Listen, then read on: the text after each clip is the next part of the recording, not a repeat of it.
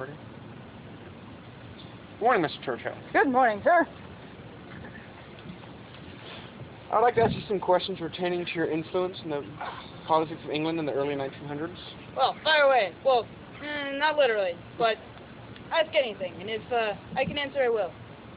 Well then, Mr. Churchill, when your career first started, you were part of the Conservative Party.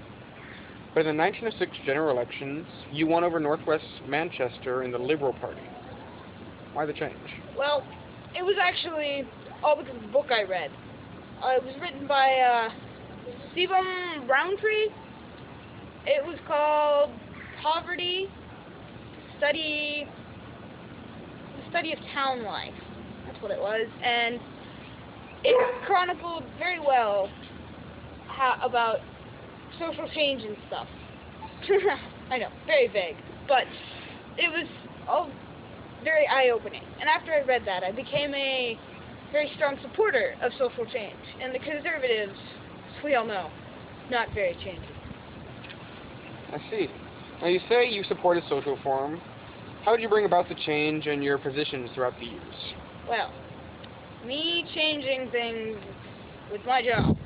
Well, in, I guess, 1910, I was Home Secretary.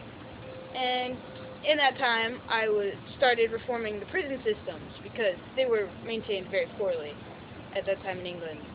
And I did that a lot, keeping things changing. After that, I was First Lord of Admiralty, and I pushed our Navy, England's Navy, into a more modern era because, like the foundation, I was one of the foundation starters of the Royal Naval Air Service. Yeah, Air Service. So you started the Royal Naval Air Service, correct? Basically, yeah. Well, what was the first thing this new servicemen were able to help with? Well, one of the first operations that I was allowed to send our Royal Naval Air Servicemen into was, I was Minister of War and Air, 1919, 1920, somewhere around there, and there was an Iraqi uprising, and I kept pushing for air support to reduce the number of men needed on the ground, putting them in harm's way. So if we had air support, then there would be no reason for as many men in Iraq. And yes, I was called a favoritist because it's my Royal Naval Air Service, but when the Royal Air Force asked for our help, we were there, and we were ready. Okay. Just a few more questions. In the 1924 general election, you were once again with the Conservatives. Did the administration change, and what happened?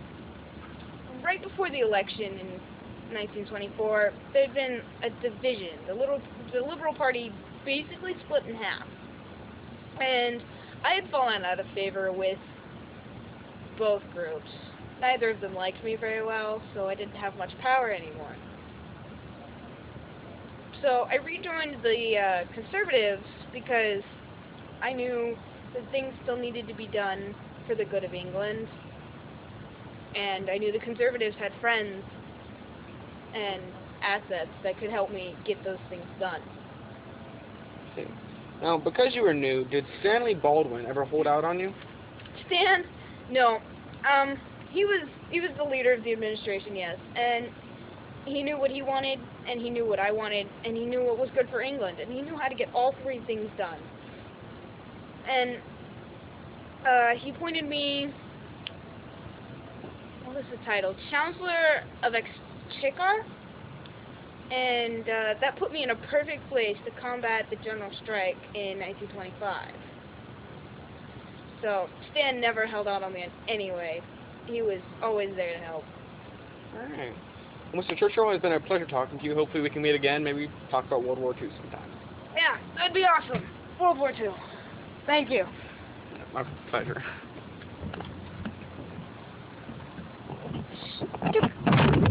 ain't still